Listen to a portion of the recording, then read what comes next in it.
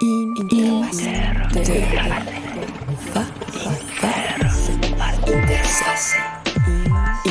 Radio Educación presenta Interfase. Conecta tu mundo.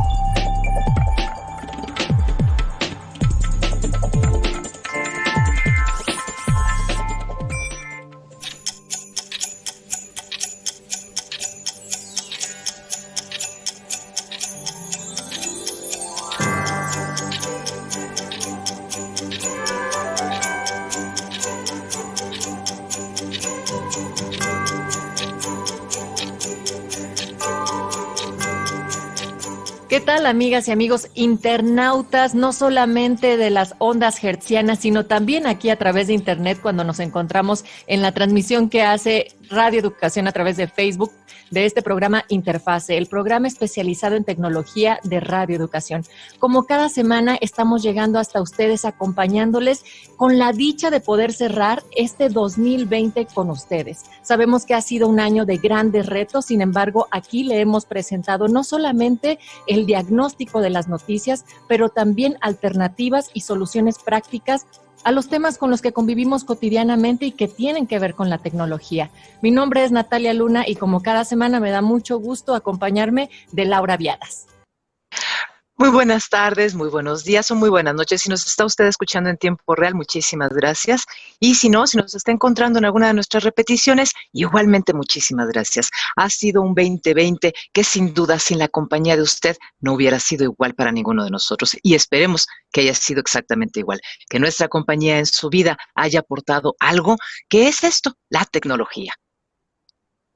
Hoy, Laura, pues vamos a hacer un recuento del 2020, como es propio cuando estamos en vísperas del año nuevo, en vísperas de darle la vuelta a la página y empezar pues un nuevo ciclo. Así es que lo haremos también de los acontecimientos relativos a la vida tecnológica que más han trascendido durante este año y siempre de la mano de nuestros expertos, el máster Felipe Barús y el máster Ángel Buendía. Qué gusto saludarles ya casi en año nuevo, oigan. Ángel. Muchas gracias, Natalia. Muchas gracias, Laura. Un saludo a todo nuestro público en cualquier rincón de internet en donde esté. Y sí, efectivamente, ya llegamos al final de un 2020 bastante tormentoso, bastante atropellado. Y pues creo que vamos a continuar con un 2021 también bastante tormentoso y bastante atropellado, pero al menos ya llegamos al final de este. Felipe Barús. Pues efectivamente, llegando a fin de año, un año de muchos tropiezos, de muchos desarrollos tecnológicos también, hay que reconocerlo, y pues con muchas historias que contar. Hay muchísimo que decir de la tecnología en este año, por razones que a veces no son las más adecuadas para que se haya desarrollado, pero bueno, están ahí, es tecnología a fin de cuentas, así que pues bueno, vamos a platicar un poquito de lo que sucedió en este 2020. Sí, no juzguen tanto nuestros rostros. Estamos llegando ya a fin de año, ya les juramos estar más rozagantes para el que viene. Pero bueno, ¿por dónde arrancamos para hacer este recuento? Ángel, buen día. Vámonos contigo. Yo creo que podríamos empezar platicando por una de las cosas que seguramente muchos de nosotros vivimos. Para algunos quizá lo disfrutaron y otros las padecieron. Y me refiero a la adopción de alternativas digitales. Mucha de nuestra actividad, mucha de nuestra forma de trabajar, de comunicarnos, se tuvo que mudar a canales digitales. Desde algo tan sencillo como utilizar WhatsApp para poder ordenar la comida, hasta el hecho de adoptar plataformas como Zoom para poder comunicarnos con nuestras familias, Slack o Teams para poder llevar a cabo nuestro trabajo. Porque muchos de nosotros, pues, tuvimos que quedarnos en casa y el trabajo se llevaba a cabo ahora por medio de opciones digitales. Muchos estudiantes, ustedes lo saben, casi todos tuvieron que también recurrir a estas alternativas para poder seguir estudiando, para poder seguir ya sea su carrera o inclusive desde los niveles más elementales, desde casi hasta de guardería hasta posgrados, tuvieron que brincar a estos modelos digitales. Y al día de hoy, al final de 2020, creo que puedo decir que ha sido una transición a veces sencilla pero a veces también muy complicada. Ha habido industrias que han batallado muchísimo para poder dar este paso. La industria de la educación es un hecho que creo que dolorosamente todos hemos comprobado, que quizás no fue la que tuvo este paso, esta transición más sencilla. Ha habido muchos problemas para poder ajustar el modelo educativo a un modelo digital. Y lejos de resolverse, creo que todavía estamos encontrando soluciones. Por otro lado, también de la parte comercial, muchos negocios tuvieron que hacer una migración en masa, a veces urgente, a modelos digitales, ya sea desde e-commerce, a tener una tienda online, o simplemente al hecho de recibir pedidos, ¿okay? Simplemente de poder seguir en contacto con todos sus clientes. Y de nuevo, plataformas digitales como WhatsApp, Zoom, en algunos casos Rappi, Uber Eats, en el caso de los restaurantes, han probado ser invaluables para poder mantener los negocios vivos y operando. Y también como consumidores, esto ha significado un cambio muy grande de nuestros hábitos, de las maneras en las que hacíamos las cosas. ¿Cuánto de esto va a permanecer ya como algo que sea permanente en nuestros hábitos de consumo? Queda por verse. Todavía no sabemos si cuando las cosas cambien, todavía falta un rato para esto, vamos a regresar a esos hábitos de marzo, de febrero de 2020, o si ya llegó una nueva manera de trabajar que no vamos a abandonar. Eso es parte de las grandes discusiones o de las grandes incógnitas que nos esperan en 2021. ¿Te gustaría agregar algo al respecto de esto, Felipe? ¿Alguna reflexión? Sí, yo coincido con Ángel en que evidentemente nos ha afectado en muchos ámbitos todo esto de la pandemia. Hablando concretamente del mundo educativo, de lo que es la educación por métodos digitales, hay gente que se queja amargamente, simplemente no quiere, no le gusta, no quiere entrarle, no puede entrarle, porque evidentemente hay que hacer inversiones. Hay alumnos que simplemente dicen, yo no quiero porque mi tarea es, o mi estudio, o mi disciplina, es una disciplina absolutamente práctica, no digital, o no por medio de una pantalla.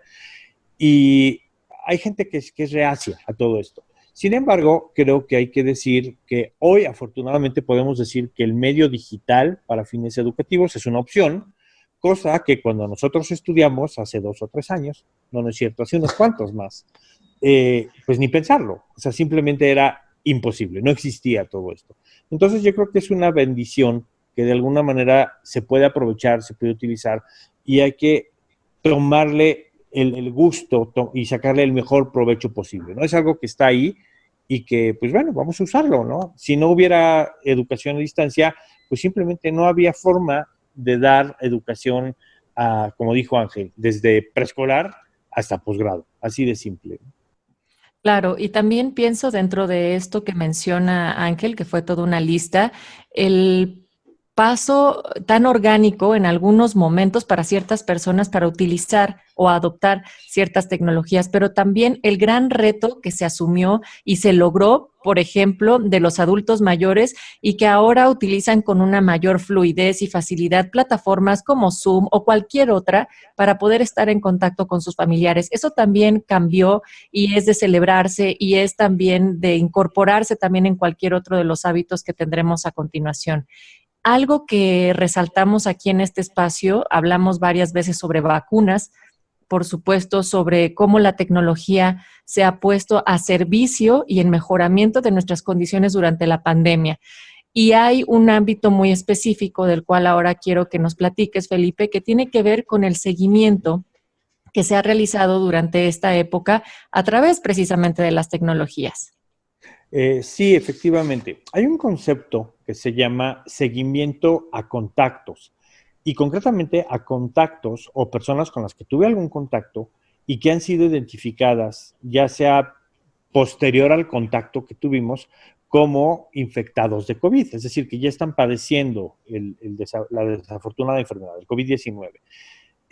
Este seguimiento a contactos lo que hace es avisarle a todos, o idealmente a todas las personas que tuvieron contacto con esa persona que ahora padece COVID, que lo está padeciendo. Es decir, si yo estuve en contacto con una persona X y a los 2, 3, 4, 5 días esa persona empieza a padecer COVID, se infecta de COVID, me llega un mensaje vía mi teléfono celular y me dice, oye, cuidado, hace 5 días estuviste con una persona que tiene hoy COVID.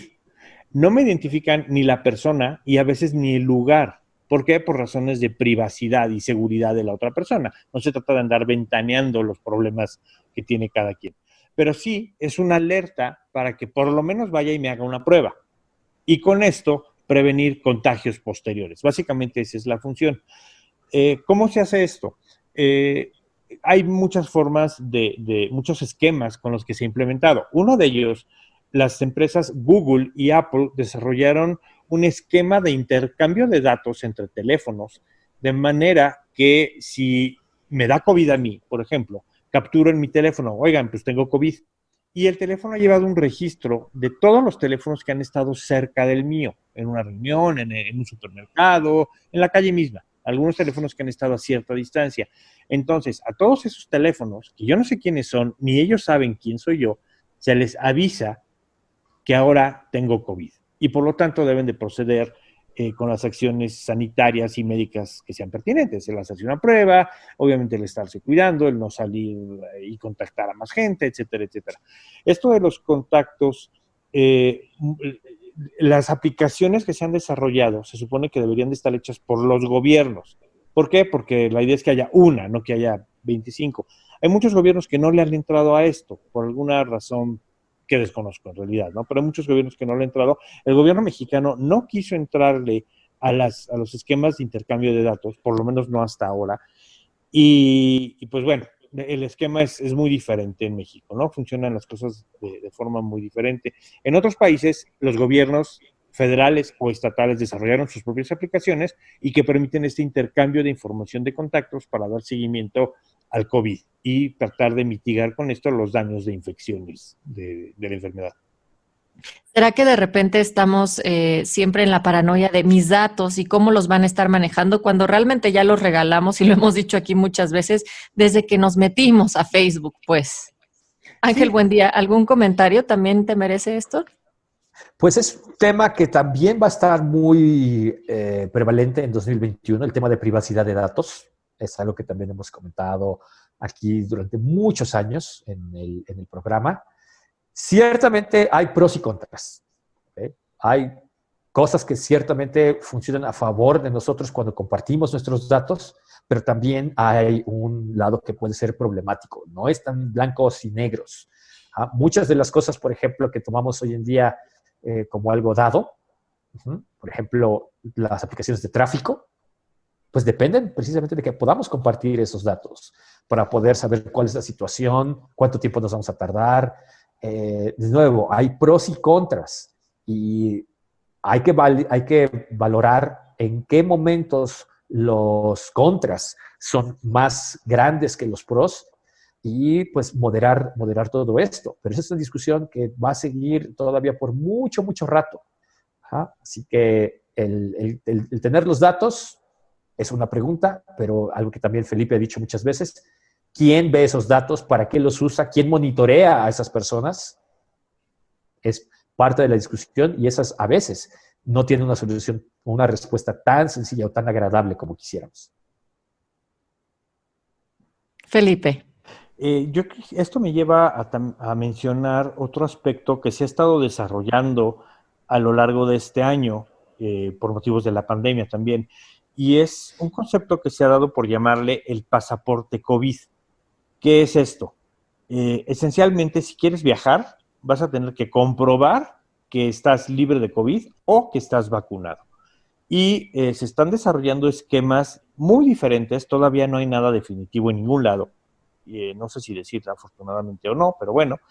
La idea de esto es que vas a tener un documento que se pretende sea digital en primera instancia, y esto implica que tal vez esté en nuestros dispositivos móviles, le hacen nuestros teléfonos inteligentes, donde yo pueda llegar a un aeropuerto, a un tren o a un autobús y enseñar un documento en mi teléfono que diga soy libre de COVID hasta esta fecha. Esto tiene implicaciones logísticas, de pruebas, costos, por supuesto, restricciones de viaje, qué pasa si tienes que viajar de emergencia, ese tipo de cosas que aún no están resueltas. Pero, sin embargo, hay consorcios de aerolíneas y de empresas de transporte que están pensando en implementar esto, en teoría, con beneficio a los demás viajeros, a los demás pasajeros de un avión, por ejemplo. Entonces, el pasaporte COVID es algo que está ya en la boca de muchos tecnólogos, de muchos ingenieros, de muchas empresas, y vamos a ver cómo se desarrolla. Hay quien está a favor, hay quien está en contra, y hay que ver cómo se implementa también. Eso es algo muy importante. Laura Viadas, ¿cómo ves? Nosotras sin viajar, pero ya hasta hay pasaportes COVID. Justamente, Natalia, estaba yo pensando en eso, y pues más bien en ese momento es pues pasarle la pelota a Felipe, porque Felipe viaja mucho. Entonces, bueno, esa es la noticia. Sin embargo, ¿cuál es tu opinión? ¿Cuál es tu sentir? El sentir personal de alguien que viaja muchísimo y que podría encontrar ciertas restricciones o no. ¿Cuál es tu sentir, Felipe? Bueno, yo tengo sentimientos encontrados también.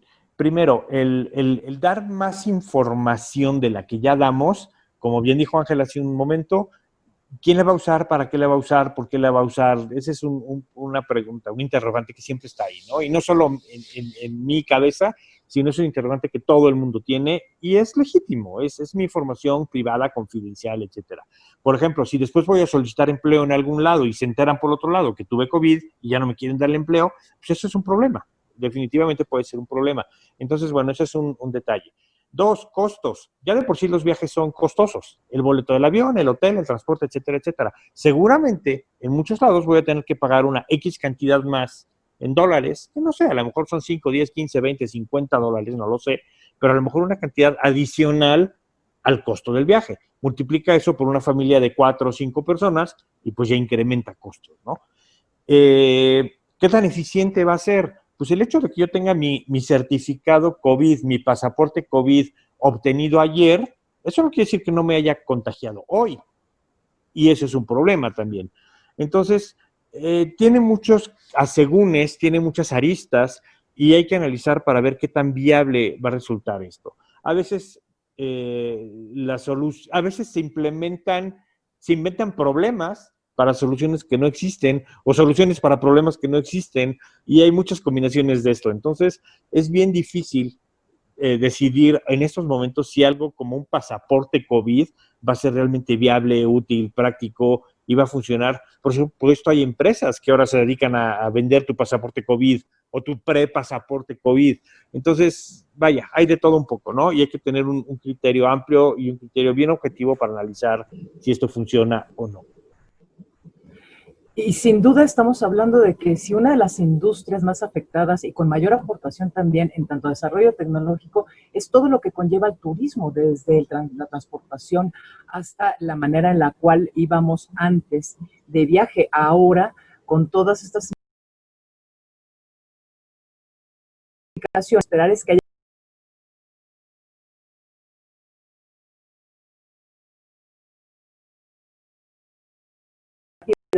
de reactivar eso, que además y está abiertos, dado con Felipe Barús al momento de mencionar esto de ahora hay mucha gente que se está dedicando ya a empezar el pre-pasaporte COVID. Bueno, tenga usted muchísimo cuidado de entrada, es una de las buenas sugerencias. ¿Con qué continuamos? Felipe, Ángel.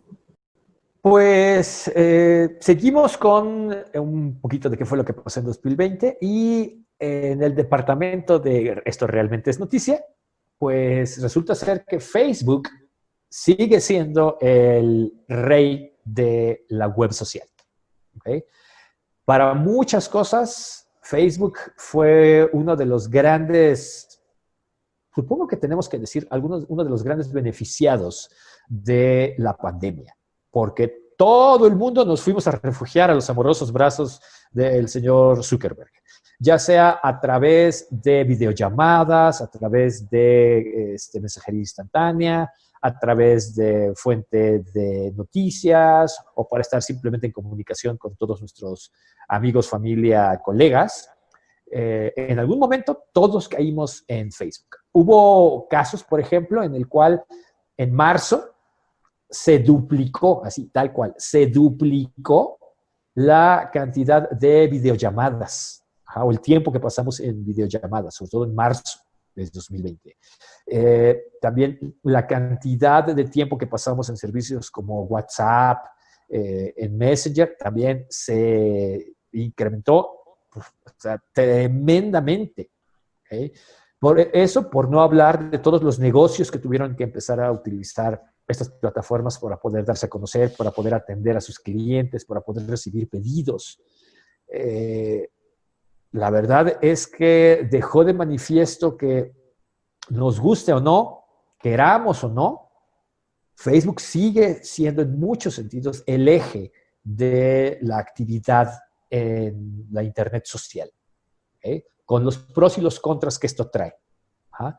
Hubo también una elección en Estados Unidos de por medio, con una cantidad de controversia increíble. Hubo también momentos, por ejemplo, en los cuales se volvió el eje de la conversación con, por ejemplo, la desafortunada muerte de Kobe Bryant, el jugador de básquetbol. Curiosamente, en Estados Unidos, en México y en Filipinas, fue el evento más discutido del año. Yo no lo podía creer, ¿okay? Pero ese fue el evento o de los eventos más platicados dentro de Facebook en estos 3 países. Y pues bueno, es decir, y como empezamos esta conversación, en un momento en el que todos tuvimos que traducir o migrar parte de nuestra vida a un modelo digital, ¿quién sino Facebook? ¿Okay? ¿Quién sino Facebook? Para poder darnos asilo, al menos durante unos cuantos minutos más al día. Y recordemos que no estamos hablando nada más de Facebook. Por si no lo sabía, WhatsApp también es de Facebook. Instagram también es de Facebook. Así que, pues... Y además tienen sentido los números que mencionas, o sea, Ángel, como la duplicación es, porque además en todas esas plataformas que son las más habituales en nuestro consumo, ahí es en donde andábamos. Laura, ibas a comentar algo. Nada más quería yo ya pedirle a nuestros expertos, prácticamente estamos en los últimos minutos, para que aprovechen estos últimos minutos en su reflexión sobre el cierre del 2020. Felipe Barús. Bueno, yo siento que, como hemos dicho múltiples veces, 2020 ha sido un año muy turbulento, desafortunadamente. Ha habido cambios tecnológicos sumamente importantes que están ahí. Muchos de ellos llegaron para quedarse. Yo creo que, por ejemplo, el trabajo en casa, yo creo que esta es una oportunidad de oro, valga la expresión muy dolorosa, pero pues sí, es una oportunidad de oro para que las empresas reevalúen sus esquemas de trabajo. El hecho de que la gente esté circulando en la calle, contaminando, perdiendo tiempo en trenes, metros, autobuses, camiones o en su propio automóvil es difícil, es complicado. Entonces yo creo que las empresas pueden aprovechar circunstancias como esta para decir, ok, tal plantilla puede seguir trabajando en su casa con el mismo sueldo, mismas oportunidades, mismos beneficios, etcétera, etcétera. Y bueno, y nos vamos a ahorrar renta de oficinas, nos vamos a ahorrar espacio, no sé, hay muchos beneficios que pueden ser útiles. Por supuesto, el dueño de las oficinas que renta no le va a gustar la idea, ¿verdad? Pero hay pros y contras que yo creo que hay que evaluar. Hay muchas cosas que llegaron, están ahí, se van a quedar o van a mutar a algo más, pero no es algo que va a desaparecer. Nuestra vida no va a volver a ser, a partir del primer día del año que entra, lo mismo que fue hace un año o año y medio. No va a ser así, definitivamente. Y la tecnología va a seguir desarrollándose y va a estar adecuada, pues ahora sí que a la frase que no me gusta mucho porque ya está muy trillada, pero esta nueva realidad está ahí. Es algo que va a seguir vigente todos los días y evolucionando todos los días, y la tecnología es algo muy importante para todo esto. Así que hay que aprovecharla, hay que entenderla, hay que cuidarla, hay que entender los beneficios, consecuencias de usarla y pues adelante. Cualquier duda, aquí estamos. Sí, así es. Ha sido un cambio enorme para todos. Algunas industrias se han beneficiado enormemente, eso no lo podemos dejar de decir. Ha habido ganadores y perdedores con todo esto.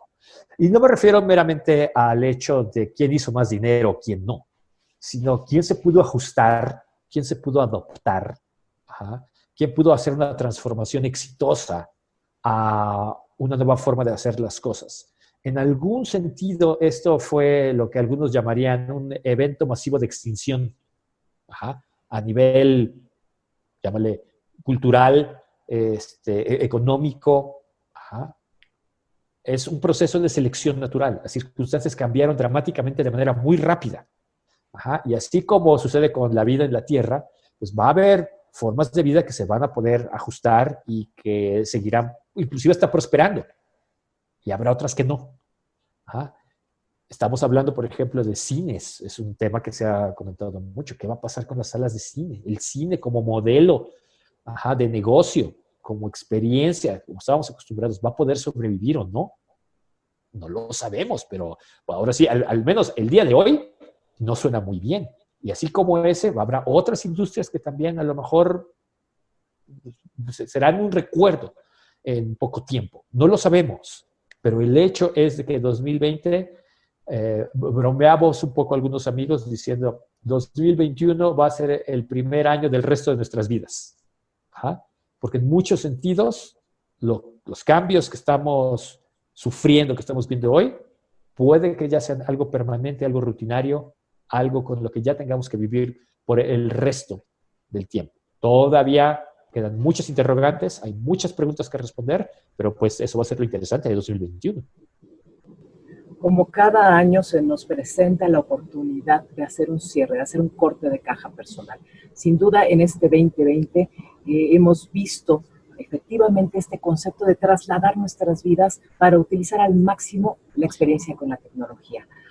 Si usted se encontró mucho más cerca, quizá incluso más que lo que podía hacer antes, de personas a las que quería, de negocios a los que quería emprender, o de ideas a las que quería aprovechar, o de estudios que habían quedado pendientes, tomemos esa parte. Estamos prácticamente a horas de cerrar este 2020. Y si usted está viendo la repetición, no importa, es exactamente lo mismo. Hagamos que el 2021 sea justamente esta revaloración de nuestras herramientas y nuestras capacidades. En el caso de nosotros en 1060 Interfaz hemos tenido el privilegio de haber sido llevados de la mano desde hace más de 10 años de estos dos inigualables personajes, Felipe Barús y Ángel Buendía. Y sin duda para nosotros, para Natalia Luna, para esta producción completa, para mí, para su servidora, ha sido afortunado tenerlos y poder constatar que en este 20 no teníamos que quedarnos a la deriva. Podíamos encontrar ese mundo alternativo que la tecnología se preparó para ofrecernos. Natalia Luna. Sigamos aprendiendo juntas, juntos, aquí en este espacio y nos encontramos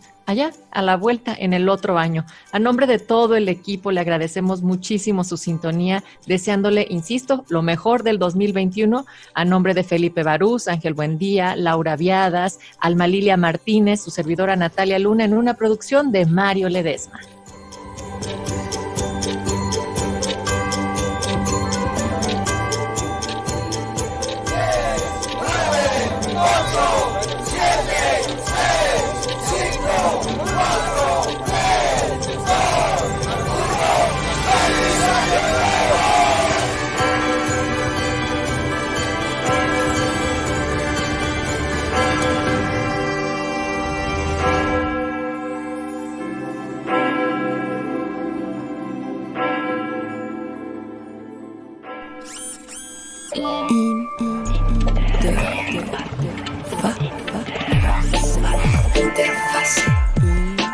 Interfase. Nos escuchamos el próximo programa en Interfase. Conecta tu mundo.